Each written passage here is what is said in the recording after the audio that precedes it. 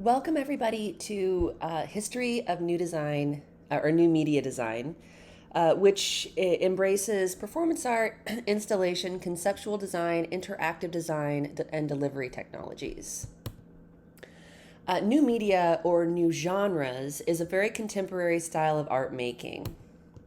New genres is an artistic movement which began in the early 20th century.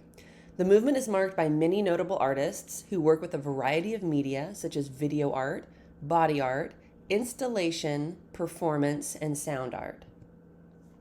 New genres is a practice which begins with ideas and then moves to the appropriate form or media for that particular idea, sometimes inventing entirely new sites of cultural production, new methodologies, technologies, or genres in the process. New genres gives emphasis to questioning preconceived notions of the role of art in culture and its relationship to a specific form or medium. Let's talk about performance art first. There are a number of performance artists throughout our history, but we should start with I'm only going to talk about the really canonical ones. And when I say canonical, I mean the trailblazers, the first ones of their medium. Okay, that's what a canon is. Minding the canon. Okay, they're canonical. So the first one that the art world considers the first performance artist is an artist named Yves Klein. While the term performance and performance art only became widely used in the 1970s, the history of performance in the visual arts is often traced back to futurist productions and Dada cabarets of the 1910s. Throughout the 20th century, performance was often seen as a non-traditional way of making art. In the post-war period, performance became aligned with conceptual art because of its often immaterial nature. Now, an accepted part of the visual art world, the term has since been used to also describe film, video, photographic, and installation-based artworks through which actions of artists, performers, or the audience are conveyed. More recently, performance has been understood as a way of engaging directly with social reality, the specifics of space, and the politics of identity. In 2016, theorist Jonah Westerman remarked, "Performance is not, and never was a medium, not something that an artwork can be, but rather a set of questions and concerns about how the art relates to people and a wider social world." This is Yves Klein. This is his first, this is what the art world considers the first performance art. And let's visit the page. This is Christie's. So Yves Klein, I'm not going to try to pronounce the title because I am not French and I do not know how to phonetically say it correctly, so I'm not even going to try. But this is the piece. This is the print of the piece. This is the memory in time of this action, this happening that took place. Okay, and this piece was created March 9th, 1960 at the International Gallery, or the International Contemporary Gallery in Paris. Few witnessed the event. But rumors of its scandalous display of nudity shocked the French establishment and cemented Klein's reputation as a provocateur. Okay, so the fact that it was so shocking during this time, the 1960s, really gave him his recognition. Okay, so this is the print. This is what what resulted of these models putting paint on their bodies and then printing themselves onto the canvas. Okay. Let's see. There we go. So models are just painting themselves and then printing themselves onto the canvas. So the body has become the paintbrush. And because during this time specifically, it was so taboo to be painting with anything besides a brush. And also the fact that they're using naked human bodies. So there's that element of taboo that he's exploring. So this performance was able to be cemented in history as really the first performance art. So and that was 1960s. One thing that is really notable around this time is the ability for us to photograph moments in time. It's really important for performance artists to document what we do. Otherwise, it's just a fleeting moment in time, and if it wasn't that memorable, it's uh, it's going to leave the memories of even the people who witnessed it. Okay. The next artist that I want to talk about, her career really took off in the 1970s, and this is Marina Abramovic. Okay. She is a very brave performance artist. She used her body for the most part as the focal point for the narrative. She still creates performance art today, and I encourage you to take a deeper dive and do some more independent research if any of these artists are really interesting to you, because their careers are very interesting, and it's I don't want to touch base too much on these artists, but just know that if any of these artists interest you, I highly encourage you to explore their career, visit their website, see what they're about, because they are canonical. They are the trailblazers. So this is Marina Abramovic. One of her most famous pieces it's called Rhythm O. And Rhythm O is a 6-hour work of performance art, and it was created in 1974. The work involved Abramovic standing while the audience was invited to do whatever they wished, using one of 72 objects she had placed on a table. These objects included a rose, feather, perfume, honey, bread, grapes, wine, scissors, a scalpel, nail, a metal bar, a gun, and a bullet. Okay, so we're going to talk about Rhythm O because it is the most canonical of all of her performances, but she has a vast career. So here are some stills from Rhythm O. Here are some of the items on the table, and there were guests. This performance was documented through photography, and that's why it is still present today, because we were able to document this happening, this moment in time, and also because it was so shocking. Similarly to Yves Klein, because this work is so very shocking that it cemented her name and her career in history.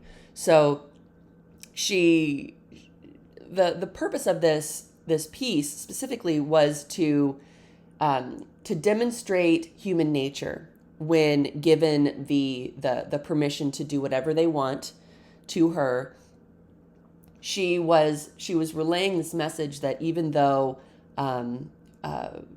we are civilized people, we have this element of animalistic instincts, of primal nature, and she's really speaking about the shadow in Jungian terms. Carl Jung, he would always talk about the shadow. So we always carry our shadows with us, but we oftentimes push them down and push it aside because it's a part of us that is seen as this is the darkness, this is the shadow, this is the side of us that we don't want the world to see, because we are a civilized society and we want to be able to delineate ourselves from animals like horses, dogs, cats, etc. But we have it with us, and Rhythm O really brought to light that narrative that, given the opportunity, given the time frame and the ability, humans will can do some really terrible things to each other. Okay, so that's Rhythm O. The next artist that I want to talk about is Bruce Nauman. Bruce Nauman is known for his art for art's sake. His pieces are very unique, and he was the first one of his kind to just kind of film things, to just kind of film the artist space, to just kind of film himself walking in a line in the shape of a box or in the shape of a square, and really focusing on the body movement. When he minimizes the action that's happening in the film, he's also forcing the focal point to be on these subtle movements, the way the body sways. So his pieces are really canonical in that he was one of the first to really start utilizing film and in performance art. Let's look at some of his stuff.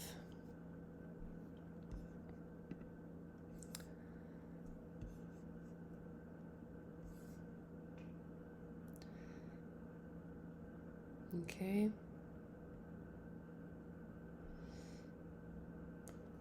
And some of his pieces are just ridiculous, and that was the point. He's really trying to take the art medium out of this extremely formal area, and he's now really playing with this new technology, with what art is, and the just the act of making. Okay.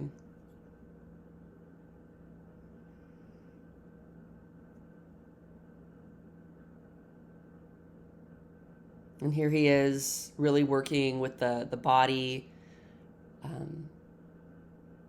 really minimizing everything else. This is one of his most famous pieces, and he's really just walking in a line that's shaped like a square, and really focusing on the way the body moves. Okay.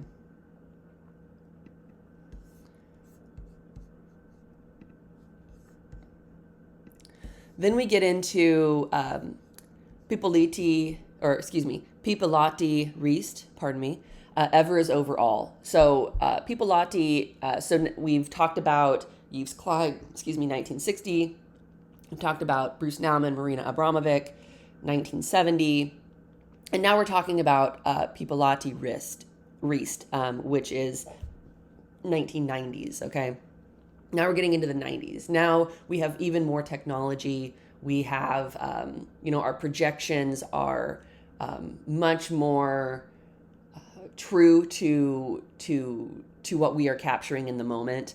Our abilities to project much larger, better color.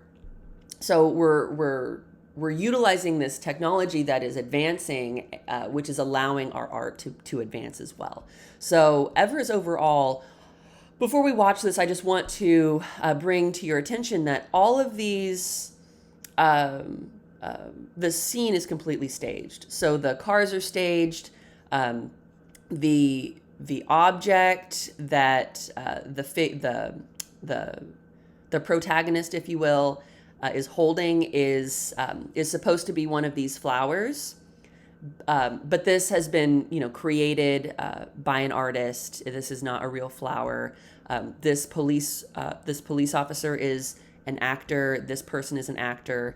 And I just wanted to bring that to your attention before we watch this, because because the production values are much more of a higher quality now, and the technology is too, but also that it's she's not just going around and smashing windows. Okay, so let's watch Ever is Over All. Just a snippet. And this was projected in a museum. Generally, museum ceilings are around 13 to 15 feet tall. Okay, so these are projected enormously. All right, let's turn the music on for this.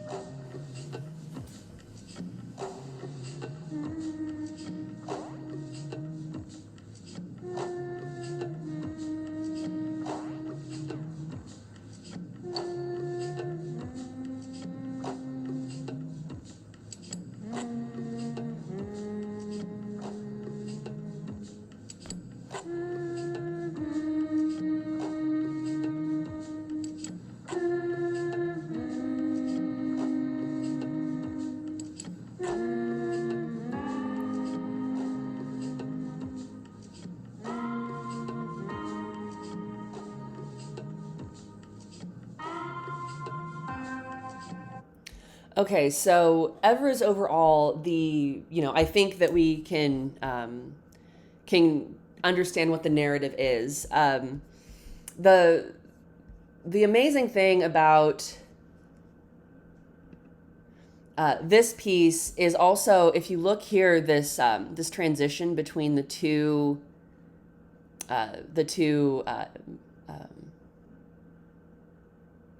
clips.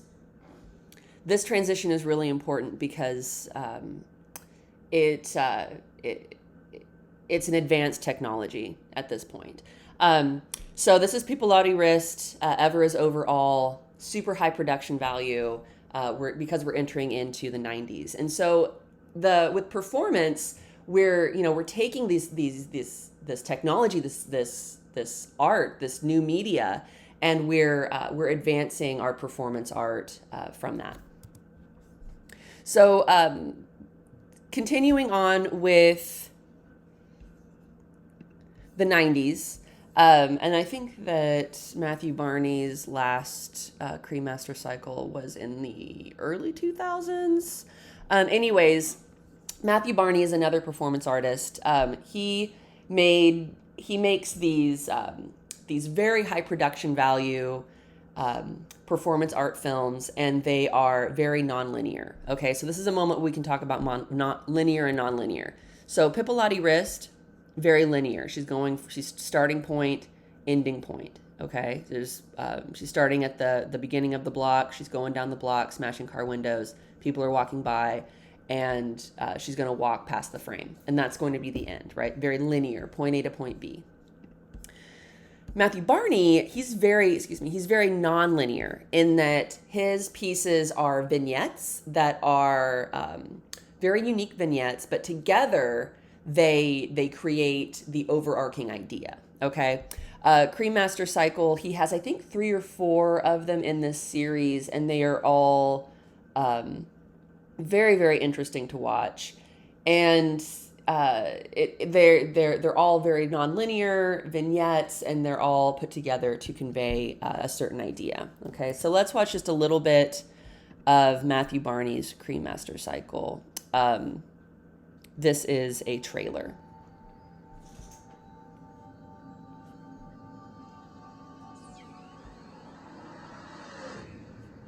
Okay, we don't need to watch all that.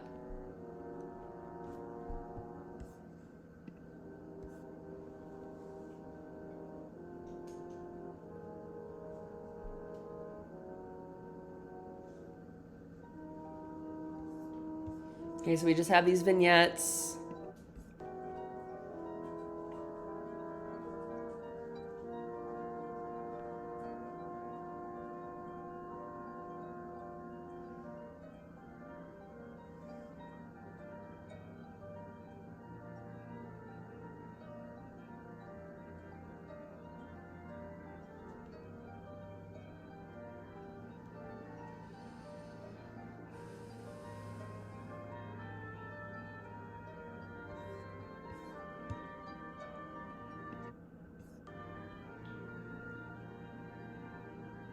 So there's a lot going on. There's a lot of different clips and scenes that Matthew Barney is um, including in his films, and together they create this. It's almost like a collage, and together this collage creates the overarching idea or narrative that he's trying to convey.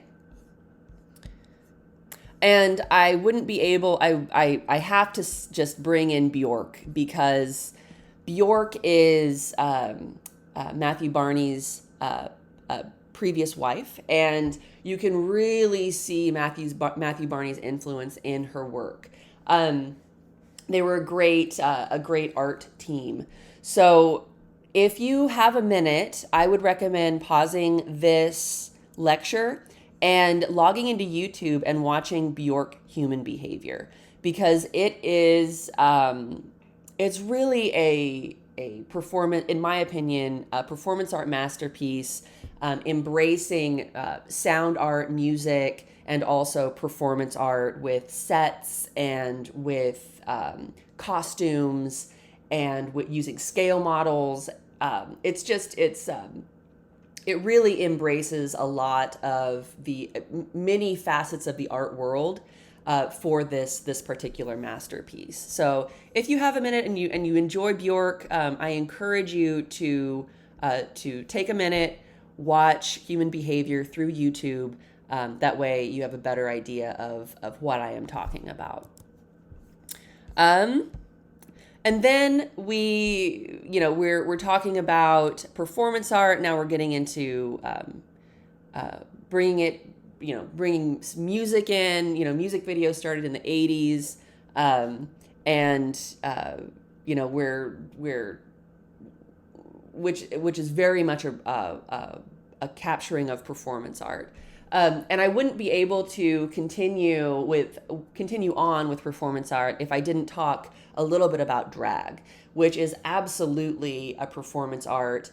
And I don't want to, because I am not a drag historian, I don't want to concrete say exactly when it started, but I want to say that it probably started around the turn of the 20th century, so around 1910, during the Futurist movement and the Dada cabarets, but without doing some like Britannica research. I want to give you kind of a vague window, but drag is absolutely a performance art, and the fact that we can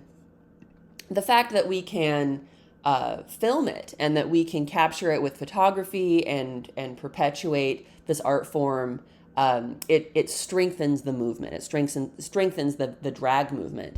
And I love drag because it also embraces the theatrical side to performance, along with film and song and performance. So I'm unsure if anybody's ever heard of RuPaul's Drag Race, but it's even become a piece of art that we watch on television, on cable television. That's how strong this art movement has become. Okay, and one of my professors is this performance artist, this drag artist, Peaches Christ. And Peaches is her performance name. Their everyday name is Joshua Grinnell. And they really taught me the difference between separating the two characters, separating the person who has a job, who pays the bills, who goes get groceries, does all the mundane things that we do in our everyday, and then the character that the performance artist does it for. Okay, so when I talk about myself, when I perform, I have a completely different character that I turn into. Okay, and there's a process that I take to turn into that character, very much like Joshua Grinnell.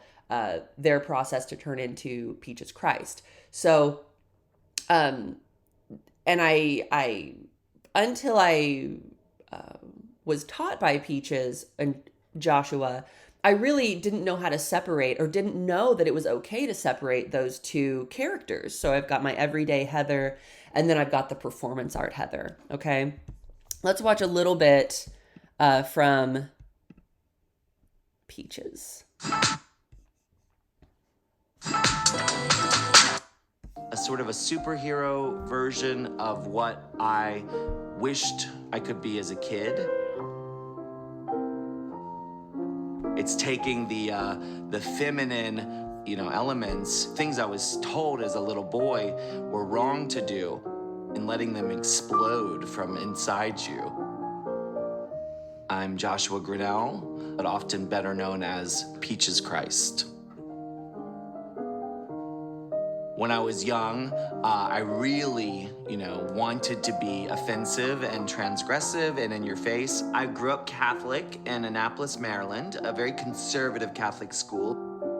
It was terrifying at that time to think of doing drag. I think I was interested in it, but it would have been social suicide. It would have been dangerous, quite frankly, back then in the late 80s, early 90s, for me to have tried it. I didn't name myself after Jesus so that I could go to church. I was pissed and angry and gothic. So I decided, well, why don't I take this name that had been used in many ways to instill fear in me and make people laugh and entertain them and do stuff that makes me happy. So in a sense, it's kind of a way of reclaiming something that I grew up with my whole life. So Peaches is an amazing performer and was an amazing professor. So I wanted to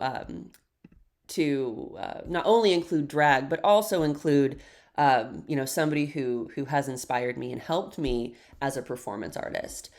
And I am going to wrap up this part one of the new media art talk with Mark Pauline. So Mark Pauline, he is the person who behind SRL, and SRL is Survival Research Labs. Survival Research Labs. I don't know if they still do, but I know that they used to work very closely with the Department of Defense of the United States government. And their name is Survival Research Labs. So they're all about figuring out ways of survival. So Mark Pauline, when I sat in on his art talk, one of his statements was, I know how much tungsten it takes to decimate a certain amount of space. So having this job, doing these, creating these things that he very much knows are used for war.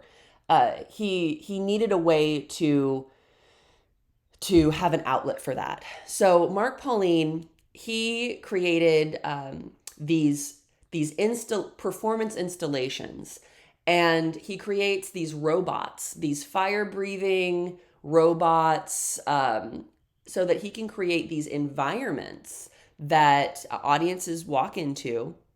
And the whole idea of these performances is to instill fear.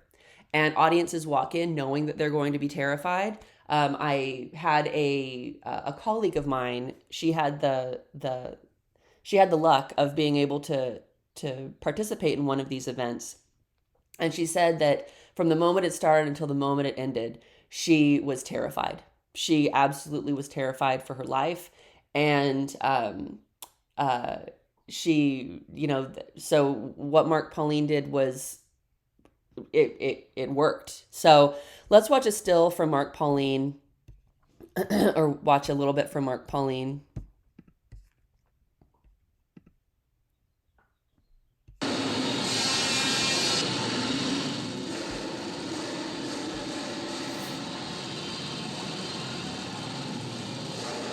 So along with making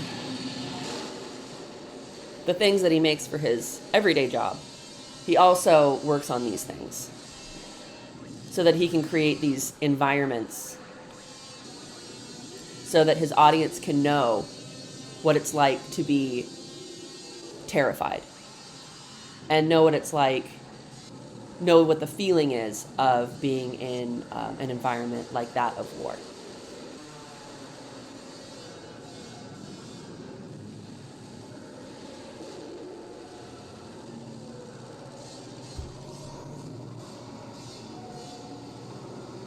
You see the audience is right back here.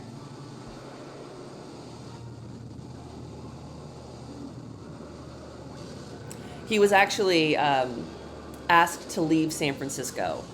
His studio was in San Francisco, and he was asked to leave because he was just too problematic for the city of San Francisco, and that actually says a lot about a person. So his SRL is based out of Petaluma now, and sometimes he still has shows, but I think that they are a lot fewer and far between these days.